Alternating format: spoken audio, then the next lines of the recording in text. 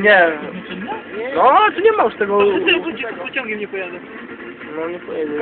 A to czemu tu ludzie się... O, jedzie cuk. No muszą, bo kurwa odjechać muszą, ale nie mogą kurwa... Aha, muszą mieć biuro.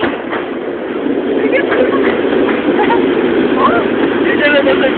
Kasynkatory tak? To się pociągnie do prostu? Nie wierzę. Tutaj... A, jak chuj, jak... Stąd kurwa tylko jedzie na Katowice chyba. Człowieku. Jedyny pociąg kurwa jedzie. Aż pójdę zobaczyć. A chuj tu zobaczysz. Biegnie. Nie, już... Goń go, goń go, goń go!